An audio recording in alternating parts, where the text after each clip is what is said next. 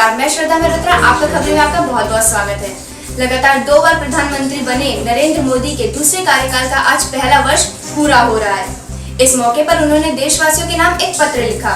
इस पत्र में प्रधानमंत्री नरेंद्र मोदी ने देशवासियों को उनके द्वारा हासिल हुई उपलब्धियों और इसके साथ उनके कार्यकाल में लिए गए कठिन निर्णयों के बारे में बताया।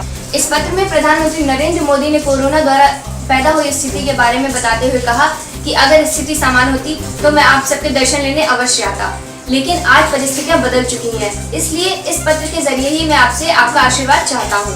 आइए जानते हैं कि प्रधानमंत्री नरेंद्र मोदी ने अपने इस पत्र में आगे क्या क्या लिखा। कोरोना की इस मुश्किल घड़ी में पीएम मोदी ने देशवासियों की हिम्मत बढ़ाते हुए कहा कि हमें यह हमेशा याद रखना है कि 130 करोड़ भारतीयों का वर्तमान और भविष्य कोई आपदा या कोई विपत्ति तय नहीं कर सकती। हम अपना वर्तमान भी खुद तय करेंगे और अपना भविष्य भी। हम आगे बढ़ेंगे, हम प्रगति पथ पर दौड़ेंगे, हम विजयी होंगे। साथ ही उन्होंने कहा कि कई लोगों ने आशंका जताई थी कि जब कोरोना भारत पर हमला करेगा तो भारत पूरी दुनिया के लिए संकट बन जाएगा, लेकिन आज सभी देशवासियों ने भारत को देखने का नजरिया बदलकर रख दिया है। आपने यह सिद्ध करके दिखाया है कि विश्व के सामर्थ्य और संपन्न देशों की तुलना में भी भारतवासियों का सामूहिक सामर्थ्य और क्षमता अभूतपूर्व है। पीएम मोदी ने आगे चिट्ठी में कहा कि बीते 1 साल में लिए गए फैसलों के बारे में 1 वर्ष में कुछ महत्वपूर्ण निर्णय ज्यादा चर्चा में रहे और इस वजह से इन उपलब्धियों का स्मृति में रहना भी बहुत स्वाभाविक है। पीएम मोदी आगे कहते हैं कि वर्ष 2014 में आपने देश की जनता ने देश में एक बड़े परिवर्तन के लिए वोट किया था, देश की नीति और रीति बदलने के लिए वोट किया था। उन 5 वर्षों में देश ने व्यवस्थाओं को जड़ता और भ्रष्टाचार के दलदल से बाहर निकलते हुए देखा।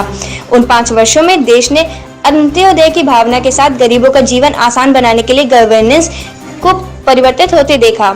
उस कार्यकाल में जहां विश्व में भारत की आन बान शान बढ़ी, वहीं हमने गरीबों के बैंक खाते खोलकर उन्हें मुफ्त गैस कनेक्शन देकर, मुफ्त बिजली कनेक्शन देकर, शौचालय बनवाकर, घर बनवाकर गरिमा भी बढ़ाई। उस कार्यकाल में जहां सर्जिकल स्ट्राइक हुई, एयर स्ट्राइक हुई, वहीं हमने 1 रैंक 1 पेंशन, 1 नेशन 1 टैक्स, किसानों की एमएसपी की वर्षों पुरानी मांग को भी पूरा करने का काम किया। राष्ट्रीय एकता अखंडता के लिए आर्टिकल 370 की बात हो, सदियों पुराने संघर्ष के सुखद परिणाम, राम मंदिर निर्माण की बात हो, आधुनिक समाज व्यवस्था में रुकावट बना ट्रिपल तलाक या फिर भारत की करुणा का प्रतीक नागरिकता संशोधन कानून हो, ये सारी उपलब्धियां आप सभी को स्मरण है। एक के बाद एक हुए इन ऐतिहासिक निर्णयों के बीच अनेक फैसले, अनेक बदलाव ऐसे भी हैं जिन्होंने भारत की विकास यात्रा को नई गति दी, नए लक्ष्य दिए, नए लोगों की अपेक्षाओं को पूरा किया। चीफ ऑफ डिफेंस स्टाफ के पद के गठन ने जहां सेनाओं में समन्वय को बढ़ाया, इस दौरान गरीबों को, किसानों को, महिलाओं, युवाओं को सशक्त करना हमारी प्राथमिकता रही। अब पीएम किसान सम्मान निधि के दायरे में देश का प्रत्येक किसान आ चुका है। बीते 1 वर्ष में इस योजना के तहत 9 करोड़ 50 लाख से ज्यादा किसानों के खातों में 72,000 करोड़ रुपए से अधिक राशि जमा कराई गई है।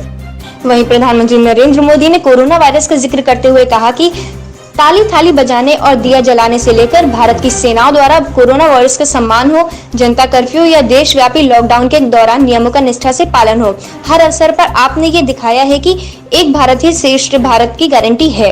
निश्चित तौर पर इतने बड़े संकट में कोई ये दावा नहीं कर सकता कि किसी को कोई तकलीफ और असुविधा ना हुई हो। हमारे श्रमिक साथी, प्रवासी मजदूर भाई बहन, छोटे छोटे उद्योगों में काम करने वाले कारीगर, पटरी पर सामान बेचने वाले, रेहड़ी ठेला लगाने वाले, हमारे दुकानदार भाई बहन, लघु उद्यमी, ऐसे साथियों ने असीमित कष्ट सहा है। इनकी परेशानी दूर करने के लिए सभी मिलकर प्रयास कर रहे हैं।